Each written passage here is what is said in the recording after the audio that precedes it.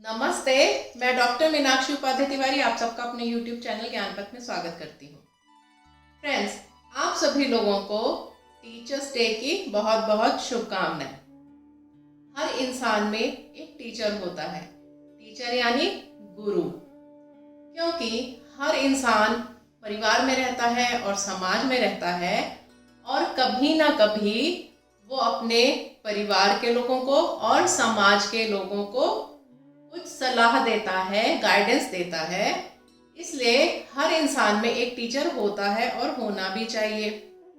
हमारे भारत देश में टीचर और स्टूडेंट यानी गुरु और शिष्य की परंपरा चलती है। गुरु और शिष्य परंपरा बहुत पुरानी वैदिक काल से चली आ रही है और उससे रिलेटेड बहुत सी कहानियां भी हैं। तो चलिए आज मैं शेयर करती हूँ वैदिक काल की एक कहानी जो गुरु और शिष्य परंपरा पर आधारित है। गुरु शब्द का अर्थ क्या है? गुरु शब्द का अर्थ है जो व्यक्ति गहरे अंधकार से प्रकाश की ओर लेकर जाए उस शब्द को गुरु कहते हैं। कहने का अर्थ है अज्ञानता से जो ज्ञान की तरफ लेकर जाए, जो आपके अज्ञान को मिटा दे और आपके जीवन में ज्ञान रूपी प्रकाश भर दे, उसे हम गुरु कहते हैं। तो इसी से रिलेटेड हम एक स्टोरी शेयर करते हैं। वैदिक काल की बात है। वैदिक काल में यज्ञ परंपरा जो थी वो बहुत ही श्रेष्ठ थी। हर गुरुकुल में यज्ञ हुआ करते थे। एक गुरु जिनका नाम था धौम्य, उनके गुरुकुल में भी बहुत से शिष्य थे और जो गुरु धौम्य थे वो उन शिष्यों में ये देखना चाहते थे कि कौन सा ऐसा शिष्य है जो मेरे संपूर्ण ज्ञान का अधिकारी है। तो वो ये सब सोचा करते और उन शिष्यों में एक शिष्य था आरुणि। जो आरुणि थे वो गुरु की आज्ञा का हमेशा पालन करते थे, गुरु के कहे हुए कार्य को पूरा करते थे और कभी भी कोई भी बहाना नहीं बनाते थे। और उनके जो साथ के जो शिष्य थे, स्टूडेंट थे, वो गुरु की सभी आज्ञाओं का पालन नहीं करते थे। गुरु जी के कहे हुए जो काम को वो बहाना बनाकर टाल देते थे। तो एक बार क्या हुआ, गुरु जी अपने शिष्यों को शिक्षा दे रहे थे और उस दिन इतनी तेज बारिश हुई कि पहले ऐसी बारिश कभी नहीं हुई थी। तो गुरु जी सोच में पड़ जाते हैं कि हमने तो अपने खेतों में फसल उगाई है और जो फसल है वो पककर जैसे खड़ी हो गई है और पास ही नदी का जो बांध का पानी है वो कहीं हमारी खेतों की तरफ ना आए, क्योंकि इतनी तेज बारिश हो रही थी। और गुरुजी और उनके शिष्यों की सहायता से ही नदी पर बांध बनाया गया था। उन्होंने सोचा कि इतनी तेज बारिश में वो जो लकड़ी का बांध बनाया गया है वो तो बह जाएगा। तो अपने शिष्यों से कहते हैं कि शिष्यों चलो खेत की तरफ चले, कहीं वो बांध टूट ना जाए और नदी का पानी हमारे खेतों में मेड़ तोड़कर अंदर एंटर ना कर जाए।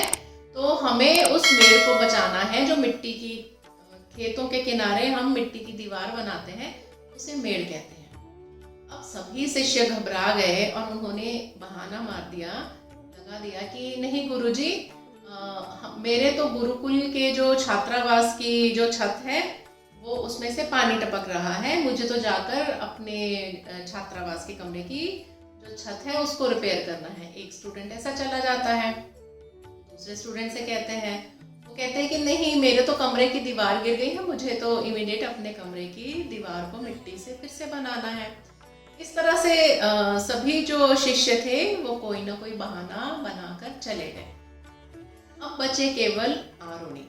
आरुणि ने कहा, हे गुरुवर आप मुझे आज्ञा दे तो मैं अकेला ही खेतों की तरफ चला जाऊं। तो गुरु जी ने कहा, इतनी तेज बारिश हो रही है, मैं तुम्हें संकट में नहीं डालना चाहता हूँ, तुम भी मत जाओ, अगर पानी खेतों के अंदर आ गया तो आने दो, फसलों को बर्बाद होने दो, मैं तुम्हें कोई हानि नहीं पहुंचाना चाहता।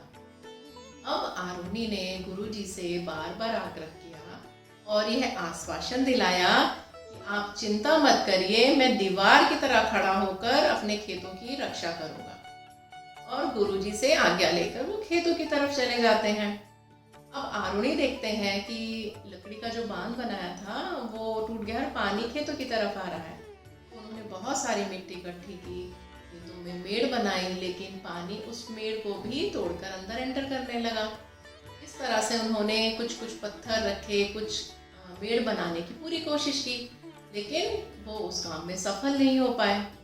अब उन्होंने सोचा कि मैंने तो अपने गुरुजी को ये वचन दिया है कि मैं इस नदी का पानी अपने खेतों में एंटर नहीं करने दूंगा, क्योंकि इसमें मेरे गुरुजी की मेहनत है और मेरे बाकी सहपाठियों की मेहनत है और मैं इस मेहनत को बर्बाद नहीं होने दूंगा। अब आरुणि क्या करते हैं कि मेड़ की जगह वो खुद लेट जाते हैं और जो बाढ़ का पानी है वो अंदर एंटर ही नहीं हो पाता है।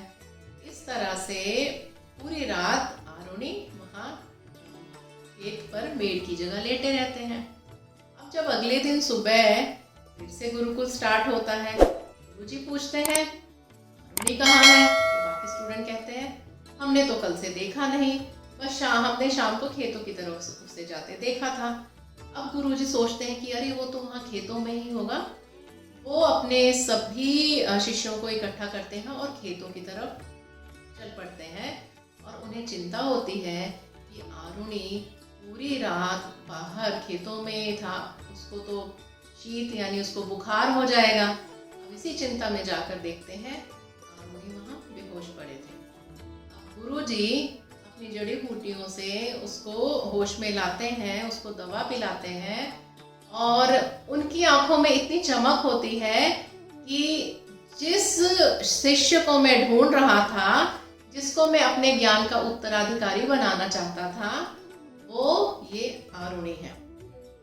अब गुरुजी अपने शिष्य को बहुत सारा आशीर्वाद देते हैं कि तुम इतने बड़े विद्वान बनोगे कि तुम्हारे आगे कोई खड़ा नहीं हो पाएगा। सो फ्रेंड्स, ये थी स्टोरी गुरु धौम्य और उनके शिष्य आरुणि की। आप लोगों को एक बार फिर से टीचर्स डे की बहुत बहुत शुभकामनाएं।